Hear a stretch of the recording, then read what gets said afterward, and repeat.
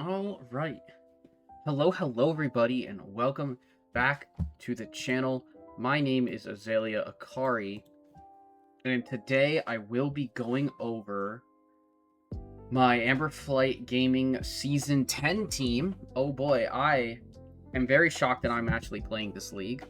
After what happened last season, I very much needed a rest for my mental. So I ended up dropping from Season 9. I feel really bad for to the team, to the mods. I spoke with the head moderator, with the commissioner, and he expressed his feelings that I should drop, based on my mental state. As I will be honest, I was near crashing out after most of the games. I was losing. I was doing really poorly, and I was really letting it affect me. But I am back with a better mindset. I am ready for this season. And this is not a normal entrance into a league. Actually, I am a replacement coach for Season 10. I took over for a coach after Week 1. Unfortunately, they were unable to continue the league, and so they needed to give their team to somebody, and so they chose me. I am thankful for the opportunity to redeem myself and play a whole season and have fun. So, I am no longer in Terra Cave. Actually, I am in the Littleroot Division, which is the lowest division, which is absolutely fine. There's a lot of still really solid players. Amber Flight Gaming Draft League as a whole is very stacked in talent. So this is definitely probably where I would have landed if I signed up for the league. So this is my chance to prove that I can move up. But the team that I was running before, I don't have the full team in my brain, but let me quickly go and find it because it's actually in the announcements very quickly. The team that was previously was Sneasler, Tapu Lele, Mega Frostlass, Mega Charizard X, Blaziken, Iron Crown, Bisharp with Terra, Iron Boulder, and Electivire with Terra. So, decent. I mean, the team wasn't terrible. It was pretty decent. And unfortunately, this coach wasn't able to continue, so I took over his team. So, essentially, I started from scratch with my build. As you can see, none of the Pokemon from that team are on this current team. So, I will go over the philosophy of building this team and some of the iterations. We actually had an iteration of the team with Mega Latios because Mega Latios was not was in the free agency pool at this point. I don't actually quite know if it is now. I feel like somebody probably potentially picked it up. Regardless, so Darkrai is the only thing that was in both builds of the team. However, we ended up deciding we wanted to build with Mega Skarmory, because Mega Skarmory is pretty fun. It's a very fun, pretty fast offensive type. The only thing that's kind of a downside is that your ability is not very good in terms of that Mega Skarmory's ability, which I believe is Stalwart, doesn't do anything in singles. It's just you essentially are a Mega with no ability. But before your ability, you have all of Skarmory's normal abilities. So you have Sturdy, you have Weak Armor, and you have Keen Eye. So obviously you never use Keen Eye, so you're typically going between Weak Armor. You're usually using Sturdy or Weak Armor. And I thought this Pokemon's pretty cool, so I wanted to build around it. We did keep Darkrai, as Darkrai is a genuine round 1 Pokemon. I believe in Draft League, every team should start should have one round 1 Pokemon. Typically, this isn't the round 1 that I would pick myself.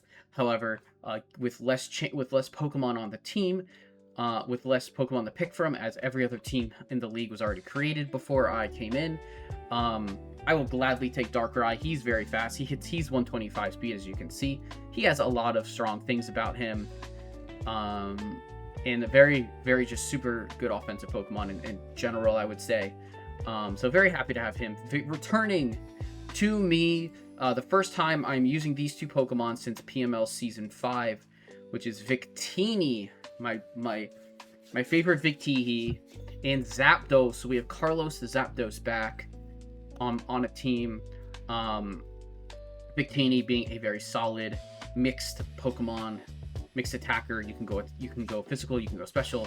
Works all sorts of ways. Awesome Pokemon. Zapdos. Zapdos is a very solid defensive Pokemon. On this team, it's probably going to serve...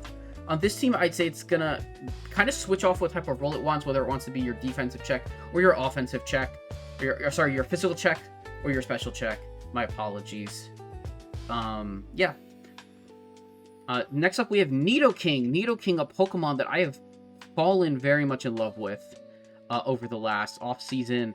I used Nidoking, I believe, twice in Speed Tours, and I had an absolute blast building it. It has not that many sets you can really build, but it has a very large move pool, which allows it to be very strong. Which allows it to do different things and to potentially do different things. It can be a Scarfer. It's obviously got Sheer Force, so you can just go Sheer Force, Life Orb, as long as you know your outspeeding thing, and you kind of know your limitations with your speed. In that case. Next up, we have our Regenerator defensive core of Tangrowth and Slowking. We have Terra on Tangrowth for this season.